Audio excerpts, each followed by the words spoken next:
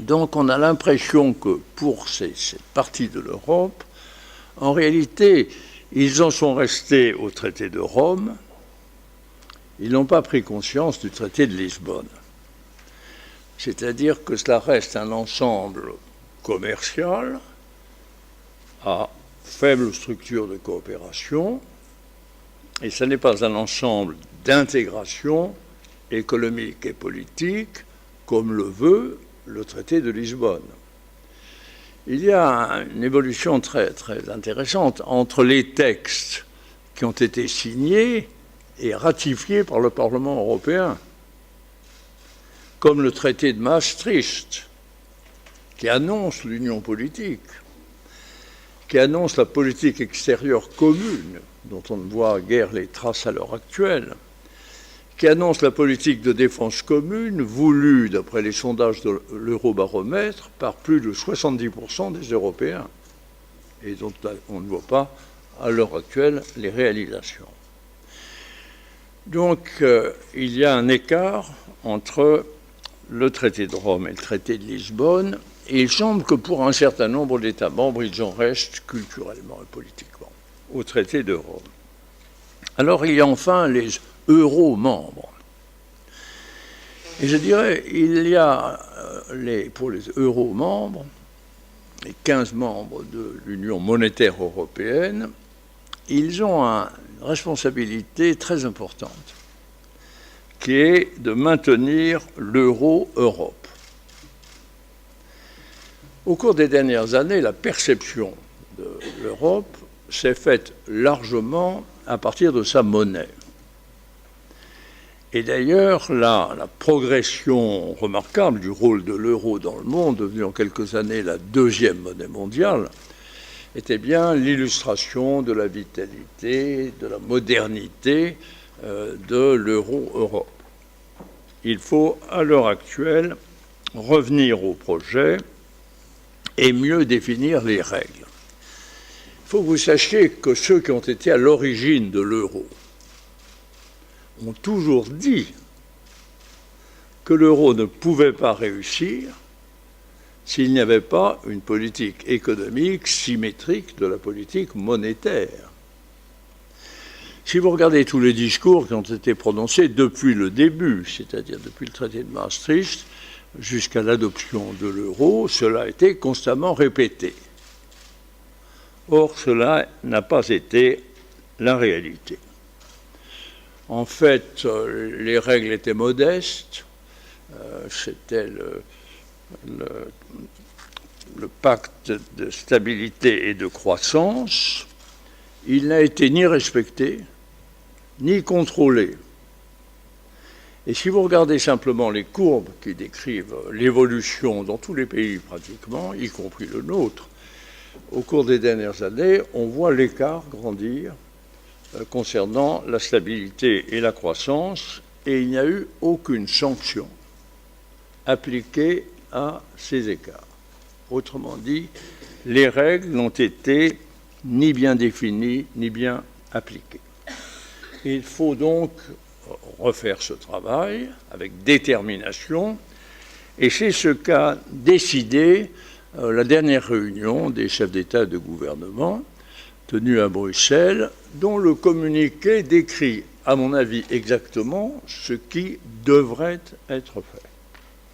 Le problème du scepticisme actuel, c'est que les marchés qui préfèrent jouer la baisse de l'euro, qui est dans leur culture et dans leurs préférences, les marchés ne sont pas convaincus que ce qui a été décidé va être en fait accompli, et ils s'appuient pour cela sur le précédent en disant on a pris des décisions dans le passé, on ne les a pas appliquées. Mais je compte que les différentes institutions européennes, que les différents dirigeants européens sont déterminés, en fait, à mettre en œuvre ces mesures, et vous assisterez à ce moment-là à une calme et stable reconstitution de la place de l'euro dans le système monétaire international, parce que l'euro est destiné à devenir la deuxième monnaie mondiale.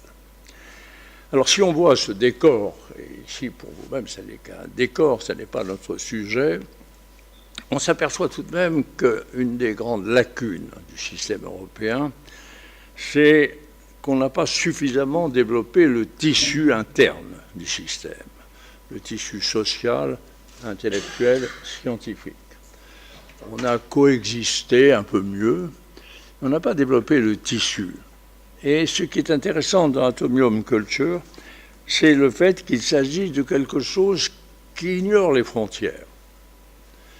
Le réseau s'étend sur toute l'Europe sans référence à un fractionnement par les frontières. C'est le système européen tout entier qui est considéré. Et